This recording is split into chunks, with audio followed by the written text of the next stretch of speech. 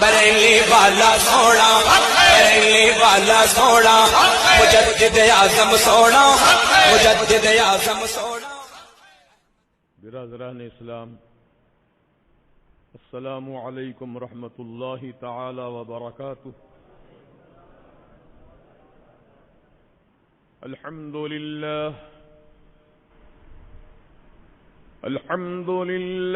رب العالمین،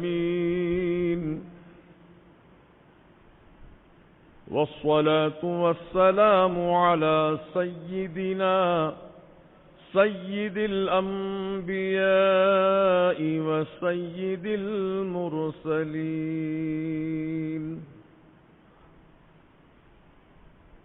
وعلى آله الطيبين الطاهرين،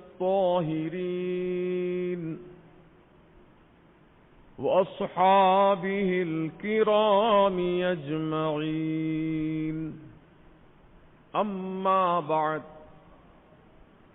فأعوذ بالله من الشيطان الرجيم،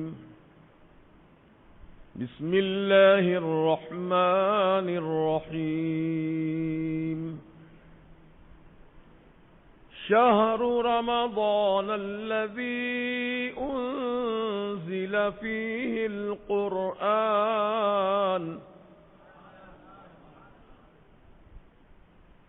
صدق الله العظيم، وبلغنا رسوله النبي المتين الأمين الكريم۔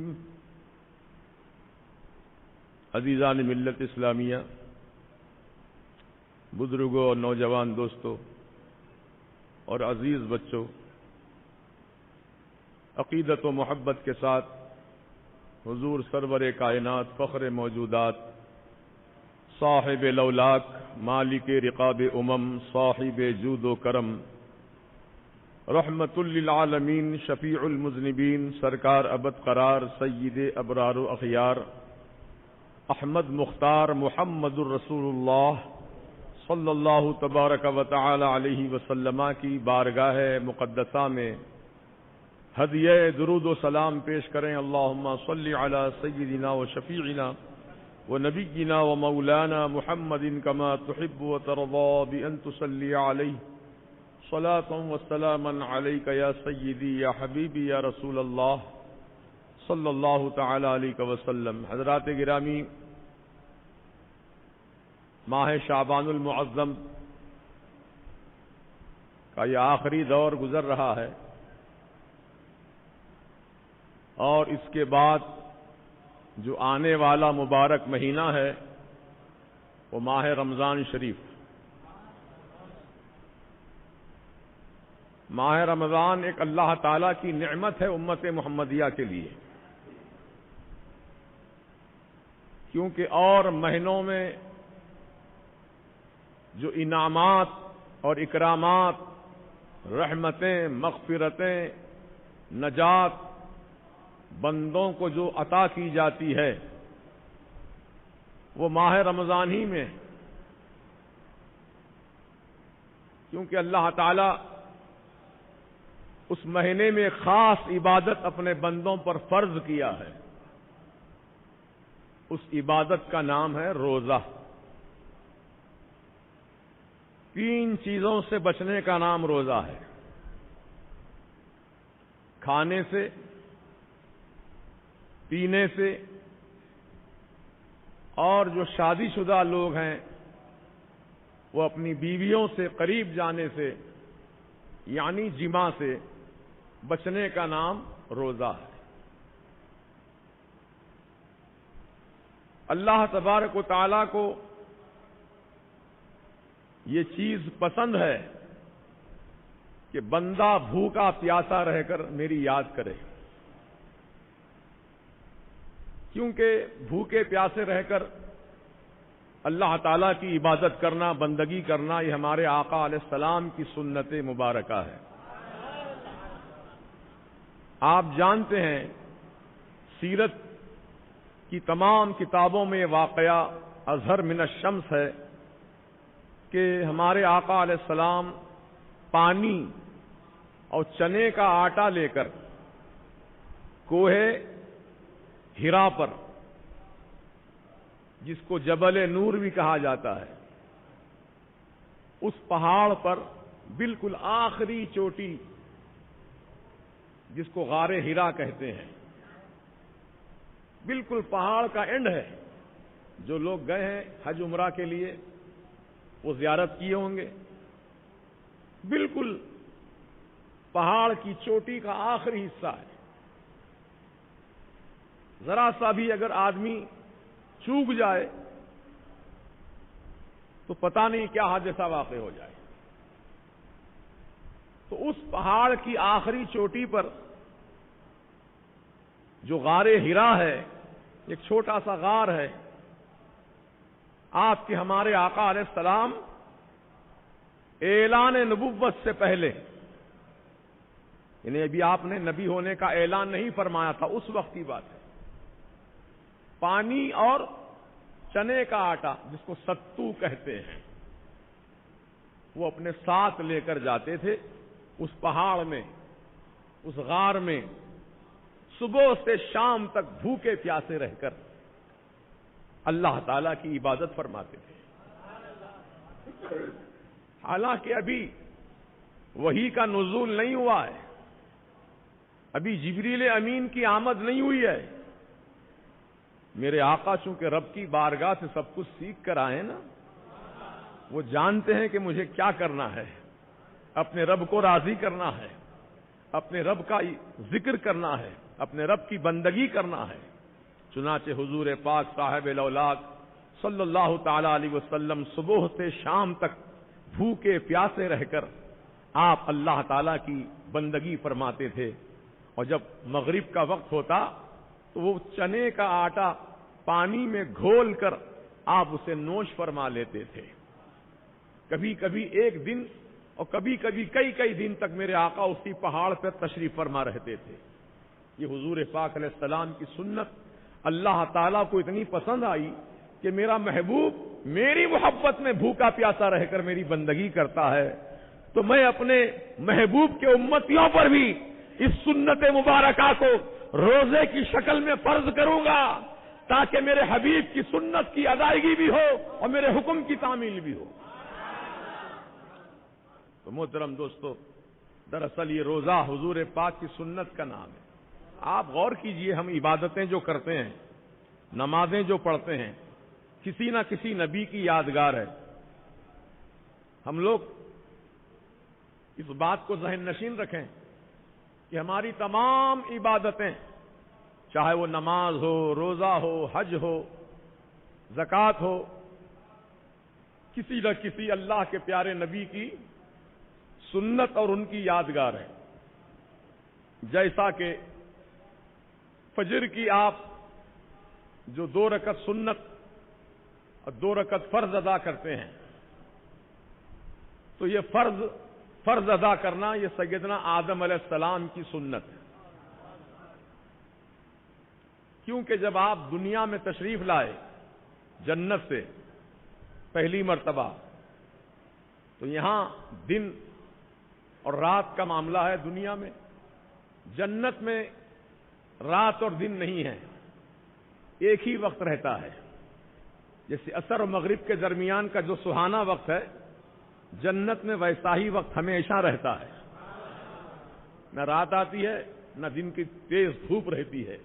اللہ تعالیٰ جنت کے موسم کو معتدل رکھا ہے، پرسکون رکھا ہے. تو بہرحال تو سیدنا آدم علیہ السلام جب آسمانوں سے، جنت سے اس دنیا میں تشریف لائے تو وہ دن کا وقت تھا. دیکھتے دیکھتے جب رات طاری ہو گئی، سورج ڈوب گیا، رات طاری ہو گئی، تو سیدنا آدم علیہ السلام نے رات کے اندھیرے کو پہلی مرتبہ دیکھا، اور آپ کے دل میں ایک عجیب سی کیفیت پیدا ہوئی، اور رب کی بارگاہ میں عرض کرنے لگے، مولا اس اندھیرے سے نجات عطا فرما. یہ اندھیرا کیا چیز ہے؟ پہلی بار دیکھ رہا ہوں پروردگار، تو اس سے مجھے نجات عطا فرما. دیکھتے دیکھتے وقت گزرتا گیا. جب صبح کی سفیدی آسمان پہ چمکنے لگی، سیدنا آدم علیہ السلام بہت خوش ہو گئے. کہا کہ اب اجالا آ رہا ہے، اندھیرا چھٹ رہا ہے، اجالا نمودار ہو رہا ہے. تو اجالا ہونے کی خوشی میں دیکھیے حضرت آدم علیہ السلام نے رب تعالیٰ کا شکریہ ادا کیا اور 2 رکعت نماز آپ نے ادا فرمائی. وہ فجر کا وقت تھا اور وہی فرض نماز ہمارے آپ کے لیے فرض کر دی گئی. اب حضور نے فرض سے پہلے 2 سنتیں آپ نے ادا فرمائیں تو وہ حضور کی سنت ہے اور 2 رکعت فرض آدم علیہ السلام کی سنت ہے. سمجھ گئے آپ؟ تو اس طریقے سے تمام نمازوں کا تعلق انبیاء کرام کی یادگاروں سے ہے. حج کا تعلق انبیاء کرام کی یادگاروں سے ہے. ہر نبی نے اللہ کے گھر کا طواف کیا. تقریباً انبیاء کرام نے اللہ کے گھر کا طواف کیا اور اللہ کے گھر کی زیارت کی. محترم دوستو، آپ کے ہمارے آقا تو مکہ شریف ہی میں پیدا ہوئے. آپ کی ولادت باسعادت مکۃ المکرمہ میں ہوئی اور آپ جانتے ہیں کہ حضور پاک صاحب الاولاق صلی اللہ تعالی علیہ وسلم کی وہ ذات مبارکہ ہے کہ ساری دنیا کعبے کی طرف منہ کر کے سجدہ ریز ہوتی ہے، لیکن کعبہ حضور پاک صاحب الاولاق کی ولادت باسعادت کے وقت میں میرے آقا علیہ الصلوۃ والسلام کی تعظیم میں سجدہ کر رہا تھا. اسی لیے اعلی حضرت فرماتے ہیں جن کے سجدے کو محراب کعبہ جھکی ان بھووں کی لطافت پہ لاکھوں سلام. تو کعبۃ المکرمہ ہی میں میرے آقا کی تشریف آوری ہوئی اور وہ کعبے میں میرے آقا جلوہ فرما ہو کر آپ نے کعبے کو کعبہ بنایا، کعبۃ اللہ بنایا. ورنہ اس کے اندر 360 بیٹھے تھے. بابری مسجد میں تو 3 بیٹھے ہیں. اللہ کے اس مقدس گھر میں کعبے میں 360 بٹھائے گئے تھے. بات سمجھ میں آ رہی نا اشارہ میرا؟ تو 360 کو میرے آقا نے نکلوایا. جو اندر تھے باہر کر دیے گئے، گیٹ آؤٹ. اور یہ بھی بتا دوں آپ کو 350 سال تک اندر رہے. کوئی معمولی وقت نہیں ہے یہ، 350 سال. اب آج لوگ جو ہے مثال دیتے ہیں، ارے بھائی آج سعودی حکومت جو ہے اگر اللہ تعالیٰ ان سے راضی نہیں رہتا تو ان کی حکومت کیوں قائم رہتی؟ کب کے ختم ہو گئی ہوتی. لوگ اکثر یہ مثال دیتے ہیں اللہ ان سے راضی ہے تبھی تو ان کی حکومت بچی ہوئی ہے. میں کہتا ہوں کہ حکومت کا بچنا اس بات کی دلیل نہیں ہے کہ اللہ راضی ہے. میں آپ سے پلٹ کر پوچھ سکتا ہوں کہ کعبۃ اللہ شریف کے اندر 360 بت بٹھائے گئے تھے، کیا اللہ ان سے راضی تھا کہ 350 سال تک ان کو اندر رہنے کا موقع دیا؟ نہیں. اللہ تعالیٰ شرک سے بیزار ہے. سبحان اللہ عما یشرکون اس کی شان ہے. اللہ تعالیٰ پسند نہیں کرتا ہے بت پرستی کو، شرک کو. اللہ ایک ہے، وحدہ لا شریک ہے. تو محترم دوستو، یہ دلیل مت بناؤ کہ ان کی حکومت اتنے سال سے ہے تو اللہ ان سے راضی ہے تبھی ان کی حکومت بچی ہے. نہیں، ایسا نہیں ہے. اللہ تعالیٰ کافروں کو بھی موقع دیا ہے حکومت کرنے کا. فرعون کو بھی موقع دیا تھا، شداد کو بھی موقع دیا تھا، حامان کو بھی موقع دیا تھا اور نمرود کو بھی موقع دیا تھا. لیکن اللہ پاک نے ان کو مہلت تک زندہ رکھا. جب ان کی نافرمانیاں حد سے زیادہ ہو گئیں تو پروردگار عالم نے ان کو اپنے عذاب علیم میں گرفتار کیا. نہ وہ رہے نہ ان کی حکومتیں رہی. تو آج ہم اللہ تبارک و تعالی کی بارگاہ میں شکریہ ادا کریں اس بات پر کہ پروردگار عالم نے ہم کو مسلمان بنایا اور شرک سے محفوظ رکھا ہے. ہم مسلمان ہیں، اللہ تعالیٰ کے سوا کسی اور کی ہم پوجا عبادت نہیں کرتے ہیں. الحمدللہ میرے آقا علیہ السلام کا فرمان مبارک ہے کہ مجھے اپنی امت کے بارے میں کوئی خوف نہیں ہے. حضور فرما رہے ہیں میری امت کے بارے میں کوئی خوف نہیں ہے. کس بات کا خوف نہیں ہے؟ کہ میری امت میرے دنیا سے پردہ کرنے کے بعد شرک کرے گی. آقا فرماتے میری امت شرک میں مبتلا نہیں ہوگی. شرک کا کام نہیں کرے گی. ہاں دنیا داری میں اتنے گرفتار ہو جائیں گے کہ آپس میں پھوٹ ہو جائے گی, مسلمان متحد نہیں رہیں گے. آج وہی حال ہے. آج مسلمانوں میں اتنے فرقے پیدا ہو گئے کہ مسلمان آج متحد نہیں ہے, متفق نہیں ہے. سب کے نظریات جدا جدا, سب کے خیالات الگ الگ. کاش کہ مسلمان انگریزوں کی سازش کو سمجھے ہوتے اور اپنی دنیا اور آخرت کو کامیاب بنانے کی سعی کرتے, کوشش کرتے, تو پتہ نہیں آج مسلمانوں کا کیا درجہ ہوتا, کتنا دبدبا ہوتا, کتنی ان کی شان و شوکت ہوتی. لیکن آپسی ہمارے اختلافات نے ہماری کمزوری کو ظاہر کر دیا, اور آج دنیا کی ہر باطل قوم, باطل حکومتیں آج مسلمانوں کو بالکل دبا کر رکھنا چاہتی ہیں. یہ ہمارے اپنے ہاتھوں کا نتیجہ ہے. کاش کہ مسلمان اگر اپنی دلی نفسانی خواہشات کو قربان کر کے اور انانیت کو قربان کر کے اللہ اور اللہ کے رسول کی رضا کی خاطر آپس میں ایک نظریہ, ایک خیال ہو جائیں, ایک عقیدے کے ہو جائیں حامل, تو انشاءاللہ پھر وہ دن دور نہیں ہے کہ پھر مسلمانوں کا سکہ اس دنیا میں چمکے گا, پرچم اسلام ساری دنیا میں لہرائے گا. کاش کہ مسلمان اس جانب توجہ کریں. لیکن شیطان ملعون اتنا عیار و مکار ہے کہ کسی کو وہ جمنے ہی نہیں دیتا ہے, کسی کو متفق ہونے ہی نہیں دیتا ہے. کچھ نہ کچھ آپس میں اختلافات, دلوں میں بغض و انات, نفرتیں ڈالتا ہی رہتا ہے, جب جا کر کے انسان اختلافات کا شکار ہو جاتے ہیں. محترم بزرگوں, تو بس میں اپنی گفتگو کو یہیں سے رمضان المبارک کی طرف لے چلتا ہوں, کیونکہ میں نے عنوان وہی قائم کیا تھا کہ ماہ رمضان کی آمد ہے. اور ماہ رمضان کیا ہے؟ اللہ تعالیٰ کا ایک تحفہ ہے امت محمدیہ کے لیے. کیسے تحفہ ہے؟ دیکھو جی, عام دنوں کی بات اور ہے, اس کی حیثیت جدا جدا ہے. لیکن ماہ رمضان کے ایک ایک پل کی اتنی قدر و قیمت ہے کہ اللہ اکبر. اللہ تعالی رمضان کے مبارک مہینے میں اتنی نعمتیں, رحمتیں, برکتیں اپنے بندوں کو عطا فرماتا ہے کہ بندہ اللہ تعالیٰ کی رحمتوں سے مالا مال ہو کر اس کی بارگاہ میں شکریہ ادا کرتا ہے. شکریہ ادا کرنا کئی طرح سے ہوتا ہے. ایک زبانی شکریہ ہے, الحمدللہ کہنا, یہ کہنا یہ زبانی شکریہ ہے.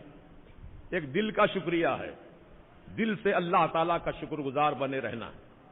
جیسے کہ میرے آقا علیہ الصلوۃ والسلام کی سنت مبارکہ ہے کہ رات میں آپ عشاء کی نماز پڑھ کر اپنے حجرہ بی بی عائشہ صدیقہ میں تشریف لائے, اور گھر میں کھانے کو کچھ نہیں تھا, خالی برتن ہے. میرے آقا تشریف لائے, مسواک کیا, وضو فرمایا اور بستر پہ لیٹ گئے. حضرت بی بی عائشہ صدیقہ ام المومنین رضی اللہ تبارک و تعالی عنہا نے حضور کو دیکھا غور سے کہ سرکار کبھی سیدھی کروٹ ہوتے ہیں, کبھی بائیں کروٹ ہوتے ہیں, یعنی حالت اضطراب میں ہیں, ایک حالت میں نہیں آرام کر رہے ہیں, کبھی ادھر کبھی ادھر پلٹ رہے ہیں. بی بی عائشہ سے دیکھا نہ گیا, وہ اٹھ کر آئیں اور حضور کے قریب بیٹھ گئیں. گھر میں کھانے کو کچھ نہیں ہے, میرے سرکار کے پیٹ سے خالی پیٹ ہونے کی وجہ سے آوازیں آ رہی ہیں, پیٹ میں گڑگڑاہٹ ہو رہی ہے. ام المومنین بی بی عائشہ صدیقہ رضی اللہ تعالی عنہا اپنے آقا و مولا کے سینے پر سر جھکا دیتی ہیں اور پیٹ پر میرے آقا کے ہاتھ پھیرتی ہیں, اور سرکار کے پیٹ سے مسلسل خالی ہونے کی وجہ سے آوازیں آ رہی ہیں. تو بی بی عائشہ صدیقہ سے رہا نہ گیا, یا رسول اللہ علیہ السلام میرے ماں باپ آپ پر قربان ہو جائیں, حضور آپ کو اتنی شدت کی بھوک لگی ہے, گھر میں کھانے کو کچھ نہیں ہے, یا رسول اللہ دنیا سے اتنا تو کچھ لے لیجئے کہ آپ پیٹ بھر کھانا کھا سکیں. اتنا تو لے لیجئے سرکار دنیا والوں سے کہ آپ دنیا میں سکون کی زندگی گزار سکیں، پیٹ بھر کھانا کھا سکیں۔ اتنا کہنا تھا بی بی عائشہ صدیقہ کا، میرے آقا اتنی تیزی کے ساتھ اٹھ کر بیٹھ گئے اپنے بستر انور پر اور کہنے لگے اے عائشہ افلا عبدن شکورا، اے عائشہ کیا میں خدا کا شکر گزار بندہ نہ بنوں؟ میں تو چاہتا ہوں جب مجھے بھوک شدت کی لگے اس وقت اللہ کا زیادہ شکریہ ادا کروں۔ اللہ اکبر۔ تو یہ ہے دل کا شکریہ۔ بندہ جس حال میں رہے الحمدللہ کہے، بولو انشاءاللہ الحمدللہ۔ تو ماہ رمضان میں بھوکے ہیں، پیاسے ہیں، شدت کی گرمی ہے، لیکن آپ ہائے وائے نہ کرنا، شکوے شکایتیں نہ کرنا، بہت گرمی ہے، حالت خراب ہو رہی ہے، نہیں، اللہ کا شکر ادا کرو، الحمدللہ کہو، دل سے شکر گزار بنے رہو۔ مولا یہ تو دھوپ کی گرمی ہے، جہنم کی گرمی تو اس سے کہیں زیادہ درجے سخت ہے۔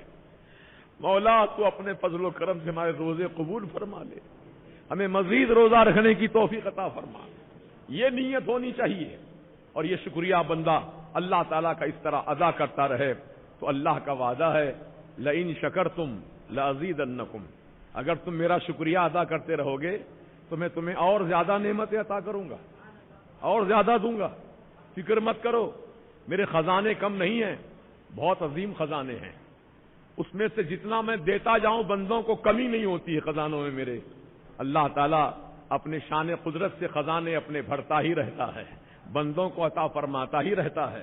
لہذا ہم آپ اللہ تعالیٰ کے مبارک مہینے میں جو رمضان شریف کا مبارک مہینہ ہے، اس ماہ رمضان کی قدر و قیمت کو جانیں اور اس میں روزہ رکھ کر اللہ تعالیٰ کی رضا حاصل کریں۔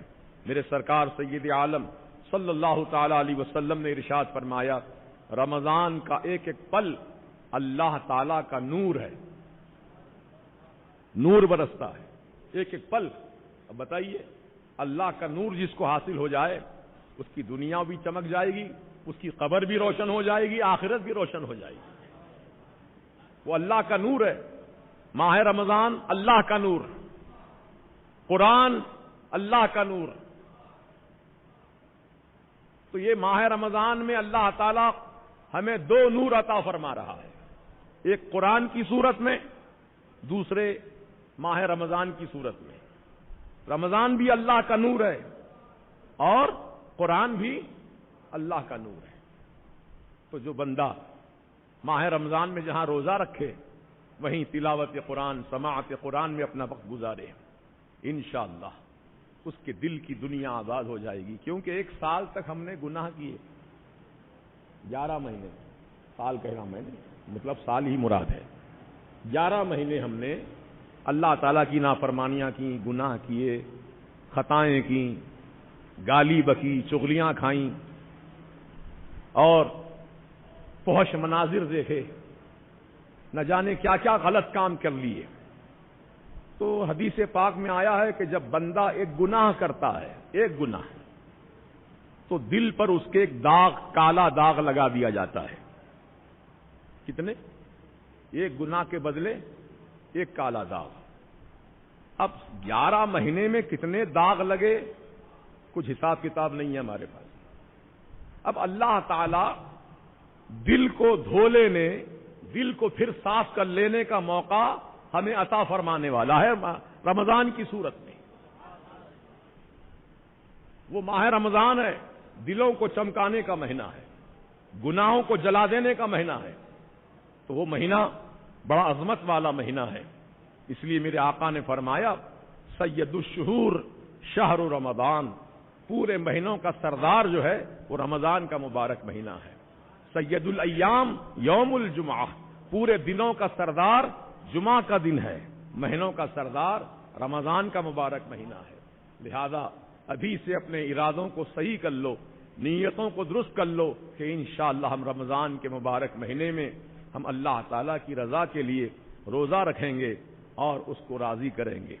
محترم دوستو، رمضان کے روزوں کی فضیلت کا کیا اندازہ ہم لگا سکتے ہیں کہ حضور پاک صاحب الاولاق صلی اللہ تعالی علیہ وسلم نے فرمایا اگر کسی مسلمان نے بلا عذر شرعی، الفاظ پہ غور کرنا میرے، بلا عذر شرعی یعنی وہ مسافر بھی نہیں ہے، بیمار بھی نہیں ہے، کوئی عذر شرعی نہیں ہے، ایسا مسلمان جو بلا عذر شرعی رمضان کا ایک روزہ چھوڑ دے، پورے نہیں، ایک روزہ چھوٹ جائے اس سے، تو میرے آقا فرماتے ہیں زندگی بھر بھی اگر وہ روزہ رکھے، زندگی بھر، تو رمضان کے ایک روزے کی برابری نہیں کر سکتا۔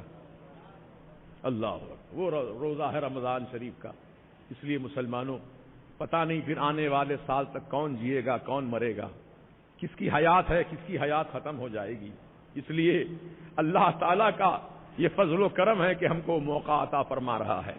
اللہ تعالیٰ ہم سب کو ماہ رمضان نصیب فرمائے، اور ماہ رمضان میں اللہ تعالیٰ کی بندگی، عبادت، روزہ رکھنے کی توفیق رفیق عطا کرے، اور جو بھی ہم سے غلطیاں ہوئی ہیں مولا تعالیٰ ماہ رمضان میں ہم سب کی خطاؤں کو معاف فرما دے، ہم سب کی لغزشوں کو معاف فرما دے۔ محترم دوستو، چونکہ یہ ماہ شعبان المعظم ہے، اور اس مہینے کی 28 تاریخ گزر کر جو رات آتی ہے 29ویں شب، وہ شب ولادت سرکار غوث اعظم رضی اللہ تعالیٰ عنہ۔ میرے سرکار غوث پاک رمضان شریف کی یا تو پہلی تاریخ کو دنیا میں تشریف لائے، یا پھر 29 شعبان المعظم کی شب آپ کی جلوہ فرمائی ہوئی۔ اور سرکار غوث پاک کی سب سے بڑی کرامت یہ ہے کہ پیدا ہوتے ہی آپ نے اپنی ماں کی گود میں روزہ رکھا، رمضان شریف کا روزہ رکھا۔ حالانکہ اس عمر میں روزہ فرض نہیں ہے، لیکن سرکار غوث اعظم اللہ کے مقدس ولی و مقرب ولی ہیں، وہ جانتے ہیں کہ پروردگار عالم کو کیا چیز پسند ہے، رب تعالی کیا پسند فرماتا ہے۔ غوث اعظم نے اپنی ماں کی گود میں روزے کا اہتمام فرمایا۔ اللہ اکبر، قاضی لوگ، رؤیت ہلال کرنے والے لوگ آسمان پہ چاند تلاش کرتے کرتے تھک گئے، لیکن چاند ان کو نظر نہیں آیا، لیکن غوث پاک پیدا ہوئے، اپنی ماں کی گود میں ہیں، آپ نے روزہ رکھنا شروع کر دیا۔ یعنی مطلب یہ کہ غوث پاک نے دیکھ لیا کہ چاند ہو چکا ہے ماہ رمضان کا، روزہ فرض ہو چکا ہے روزہ رکھنا، اس لیے آپ نے ماں کی گود پر روزہ رکھا۔ آپ کی والدہ نے کئی مرتبہ دودھ پلانے کی کوشش کی، آپ نے اپنا چہرہ پھیر لیا، دودھ نہیں نوش کیا۔ آپ کی والدہ بھی اللہ والی تھی، سمجھ گئی وہ کہ میرا بیٹا عبد القادر رمضان شریف کا اہتمام کیا ہے، روزہ رکھا ہے۔ تو دوستو اور بزرگوں، آج ہم لوگ ہٹے کٹے ہیں، مضبوط ہیں، تر و تازہ ہیں، اور ماشاء اللہ صحت مند ہیں، اس کے باوجود بھی رمضان شریف کا روزہ نہیں رکھتے، تو بڑے افسوس کی بات ہے۔ سرکار غوث پاک بچپن میں پیدا ہوتے ہی روزہ رکھے ہیں۔ تب یہاں پر ایک اعتراض کرتے ہیں لوگ، غوث پاک بڑے ہیں کہ رسول پاک؟ اب دیکھیے، وسوسے، شیطانی وسوسے کسے کہتے ہیں وہ بتا رہا ہوں میں آپ کو۔ تو آپ مسلمان یہی کہتا ہے کہ ہمارے رسول آقا سب سے بڑے ہیں، اس میں کوئی شک نہیں ہے۔ غوث پاک تو سرکار کی آل ہیں، ان کی آل ہیں، نسل پاک سے ہیں، میرے آقا کی شہزادے ہیں سرکار کے۔ حضور تو اصل کائنات ہیں، میرے آقا سے بڑا کوئی نہیں ہے مخلوقات میں، دھوکہ نہ کھانا، رسول سے بڑا اللہ ہے۔ اللہ کی مخلوق میں سب سے بڑے ہمارے آقا ہیں۔ تو جب ہم نے کہا کہ غوث پاک پیدا ہوتے ہی ماں کی گود میں روزہ رکھے، تو لوگ یہاں اعتراض کرتے ہیں، ارے سرکار مدینہ علیہ السلام جب پیدا ہوئے تو روزہ نہیں رکھے، غوث پاک کیسا روزہ رکھ لیے؟ ایک وسوسہ ہے شیطانی۔ یاد رکھیے مسلمانوں، میرے آقا جب پیدا ہوئے، ولادت باسعادت ہوئی سرکار کی، تو رمضان کا مہینہ نہیں تھا، رمضان کا نہیں تھا، ربیع الاول شریف کا مہینہ۔ ربیع الاول میں روزہ فرض نہیں ہے، اگر روزہ فرض ہوتا اور ربیع الاول میں تو سرکار میرے آقا بھی روزہ رکھ لیتے، لیکن ربیع الاول میں روزہ فرض نہیں ہے، رمضان کا روزہ فرض ہے۔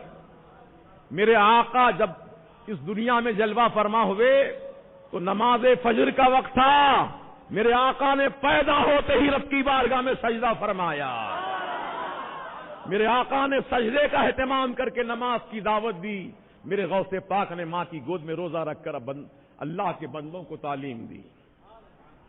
یہ ہے معاملہ، دھوکہ نہیں کھانا ہے ہم کو۔ اللہ تعالی ہم سب کو محفوظ رکھے، اور ہمارے بزرگوں کی جو شان و عظمت اللہ نے عطا کی ہے وہ ہمیشہ چمکتی دمکتی رہے، اور اللہ پاک ان کی فیوز و برکات سے، ان کے فیوز و برکات سے اللہ پاک ہم سب کو مالا مال فرمائے۔ ہمارے بھائی کیا احتشام ماشاءاللہ احتشام بھائی جو شب برات کے موقع پر ماشاءاللہ 1,00,000 روپے کا چیک انہوں نے دیا تھا مرکز کے لیے، اللہ پاک جزائے خیر دے، اللہ خوب برکتیں عطا فرمائے۔ اور کل ہی غالباً انہوں نے چاول کے تھیلے، تیل کے ڈبے اور مسالہ جات، نہ جانے ضرورت کا جو بھی سامان ہے انہوں نے کل لا کر پہنچایا مرکز پر۔ اللہ تعالیٰ پل پل ان کے کاروبار میں، روٹی روزی میں اللہ تعالیٰ بے پناہ برکتیں عطا فرمائے۔ اور یہ بھی معلوم ہو کر خوشی ہوئی کہ آپ عمرہ شریف کے لیے جانے والے ہیں۔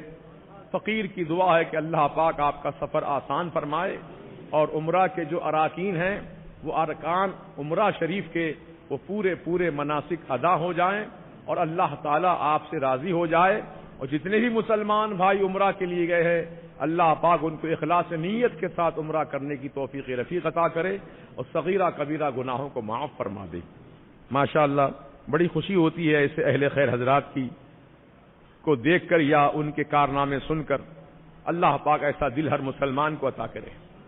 آپ کو بتاؤں، میں وقت ہو چکا ہے لیکن مختصر بات کہہ دیتا ہوں، حیدرآباد میں ایسے بہت کم لوگ ہیں جو اہل خیر ہیں۔ بغیر کسی مطالبے کے ہر چیز پہنچا دینا، کھجور کے تہلے رمضان شریف کے لیے، یہ پورے انتظامات کا جو آپ نے اہتمام کیا، اللہ پاک اس کا پل پل آپ کو اجر و ثواب عطا فرمائے۔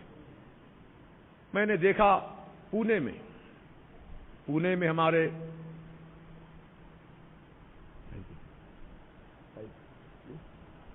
مرکز کے لیے ماشاءاللہ نوجوان دوست نے میرے مرکز کے لیے 2,000 روپے دیے، اللہ جزائے خیر دے، اللہ خوب برکتیں عطا فرمائے۔ تو میں جب وہاں گیا تھا، میرے بڑے فرزند وہاں تعلیم حاصل کر رہے تھے الجامعۃ القادریہ کوڈوا پونا میں، تو وہاں جلسے میں گیا تھا میں، تو 2-3 دن قیام کا موقع ہوا، دیکھا کہ ایک آٹو رکشہ ہے، پیک آٹو، وہ ہر ایک دن ایک بازار میں گھومتا ہے، ایک دن اناج کے بازار میں، جتنے بھی مسلمان دکاندار ہیں وہ اناج کے تھیلے، باسمتی چاول کے تھیلے وہ دیتے ہیں مدرسے کے لیے، بچوں کے لیے۔ ایک دن ترکاری مارکیٹ میں گھومتا ہے، ترکاری والے ترکاری فری دیتے ہیں۔ ایک دن مچھلی مارکیٹ میں گھومتا ہے، مچھلی والے جو مسلمان ہیں کاروبار والے وہ مچھلی فری دیتے ہیں۔ ایک دن گوشت مٹن کے بازار میں گھومتا ہے آٹو، تو مٹن والے مٹن دیتے ہیں۔ اس طریقے سے وہ مدرسے کو کوئی چیز خریدنے کی ضرورت نہیں پڑتی ہے۔ الحمدللہ سینکڑوں بچے وہاں پڑھ رہے تھے، ان کے کھانے پینے کا انتظام وہاں کے مقامی لوگ ہر روز کر دیا کرتے ہیں۔ اگر یہ کیفیت ہمارے حیدرآباد کے مسلمانوں کے اندر بھی پیدا ہو جائے تو انشاءاللہ آج مدرسوں کی محتاجی ختم ہو جائے گی، اپیل کرنے کی ضرورت نہیں پڑے گی، لائیے مدرسے کو کچھ دیجیے، اللہ تعالیٰ غیب سے ہماری حاجتیں پوری فرما دے گا۔ اور اللہ کا کرم ہے، جب سے مدرسہ اس فقیر نے بوین پلی میں سب سے پہلے قائم کیا تھا، وہاں پر کرائے کی عمارت میں مدرسہ قائم کیا، بچے وہاں کھاتے تھے، پیتے تھے اور تعلیم حاصل کرتے تھے۔ پھر جب وہ مدرسے کی عمارت ناکافی ہونے لگی، سہولتیں بھی اتنی زیادہ نہیں تھیں، تو ہم نے پیسے کچھ جمع کیے، جمع کر کے معین آباد میں ایک زمین خریدی، 1000 گز زمین، اس میں 800 گز زمین مدرسے کے لیے اور 200 گز زمین مسجد کے لیے مختص کر دیا، اور الحمدللہ وہاں پر بھی مدرسہ بن گیا، وہاں بھی بچے تعلیم حاصل کر رہے تھے۔ لیکن اب مرکز میں یہاں مدرسہ قائم ہونے کی وجہ سے شہر کے بچے جو ہے یہیں پر آنا سب پسند کر رہے ہیں، معین آباد جانا کوئی پسند نہیں کر رہے ہیں۔ فی الوقت وہاں تعلیم کا سلسلہ رکا ہوا ہے 1 سال سے، الحمدللہ اب تک وہاں چلتا رہا، بچے پڑھتے رہے، حافظ قرآن بنتے رہے۔ اب سب بچے تقریباً یہیں پر رخ کر رہے ہیں اور یہیں پر تعلیم حاصل کر رہے ہیں. انشاءاللہ وہ وہاں پر بھی کچھ تعلیم کا انتظام، چاہے وہ دنیا کی تعلیم ہو یا دین کی تعلیم ہو، لڑکوں کے لیے ہو یا لڑکیوں کے لیے ہو، ابھی اس کے لیے کچھ تجاویز پیش ہو رہی ہیں. انشاءاللہ جو بھی تجویز متفقہ طریقے سے پسند ہو جائے اس پر عمل کیا جائے گا. آپ سے گزارش ہے کہ آپ دعا فرمائیں.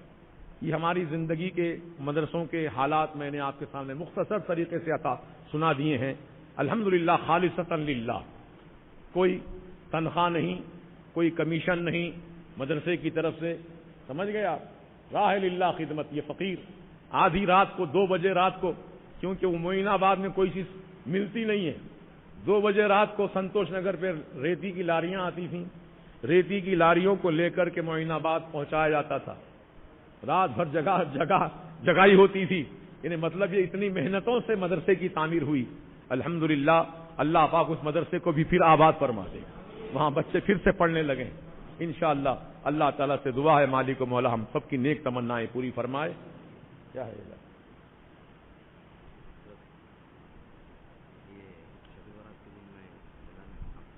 اچھا 7,786. کیا نام آپ کا؟ اچھا ماشاءاللہ. محمد صابر رضا صاحب یہ میرے مرید ہیں ماشاءاللہ. شب برات میں انہوں نے نام لکھوایا تھا 7,786 روپے دینے کا، لیکن یہ 7,800 روپے دے رہے ہیں، 86 سے بڑھ کر دے رہے ہیں ماشاءاللہ. اللہ تعالیٰ خوب برکتیں رحمتیں عطا فرمائے، اللہ پاک جزائے خیر دے. تو جن جن میرے بھائیوں نے نام لکھایا تھا وہ اللہ کے واسطے، نسرین بیگم کی طرف سے 100 روپے مسجد کے لیے دیے ہیں، اللہ پاک جزائے خیر دے. ہمارے ڈاکٹر پیراں حسین صاحب کے فرزند ہر جمعہ کو 500 روپے مسجد کے لیے، 500 روپے مدرسے کے لیے دیتے ہیں، اللہ جزائے خیر دے. یہ ہمارے نوجوان مسجد کے مصلی یہ 100 روپے مدرسے کے لیے دیے، اللہ تعالیٰ جزائے خیر دے. محمد معین صابری دواخانے میں زیر علاج ہیں اور ان کے سر پر مال لگ گیا ہے. اللہ تعالیٰ محمد معین صابری کو جلد سے جلد ان کا زخم مندمل فرما کر صحت کاملہ عطا فرما دے. مسجد کے لیے ایک چھوٹا بچہ کم سن مسجد کے لیے 100 روپے عطا فرما رہے ہیں، اللہ جزائے خیر دے. اللہ میرے ہر بھائی کو توفیق رفیق عطا فرمائے. کہیں کے لیے میرے لیے دے رہے ہیں. اچھا حضرات گرامی، استقبال ماہ رمضان کا ایک جلسہ کہاں پر ہے؟ ڈشپلی نظام آباد کے قریب. اس جلسے میں انشاءاللہ علامہ عزت رضا صاحب اور میرا بھی نام لکھا گیا ہے. دعا فرما دیں اللہ تعالیٰ مجھے اتنی صحت عطا فرما دے کہ میں سفر کے لائق ہو جاؤں انشاءاللہ. محمد سہیل رضا صاحب قادری، سید عبد الوسیع قادری جو نعت خواں ہیں، یہ حضرات تشریف لائیں گے. محمد محسن رضا، اعجاز رضا، صدیق رضوی، بلال رضا، منظور رضوی، بشیر الدین، انعام الحق اور مولانا عثمان رضا یزدانی، یہ سب حضرات کی انشاءاللہ شرکت ہوگی. آپ سے بھی شرکت کی گزارش کی جاتی ہے. بیٹا مدرسے کے لیے کم سن بچے نے 100 روپے دیے ہیں، اللہ جزائے خیر دے. حضرات گرامی کیا ہے؟ محمد غوث قادری رضوی مجیبی جو ٹیلر کا کام ہے کرتے ہیں، کافی دنوں سے بیمار ہیں، طبیعت خراب رہتی ہے. اللہ تعالیٰ ان کے بدن میں جو بھی بیماریاں ہیں اللہ پاک اس کو صحت سے تبدیل، شفا سے تبدیل فرما دے. اللہ تعالیٰ ان کو جلد سے جلد صحت عطا فرمائے. محمد سراج صاحب کی اہلیہ کی طبیعت ناساز ہے اور ارقان ہو گیا ہے سید سراج صاحب کی اہلیہ کو. سید صاحب کی اہلیہ ہیں، اللہ پاک سید صاحب کی اہلیہ کو ارقان کی بیماری اور جو بھی بیماریاں اللہ پاک اس سے نجات عطا فرما کر جلد سے جلد صحت عطا فرما دے. آمین بجاہ سید المرسلین.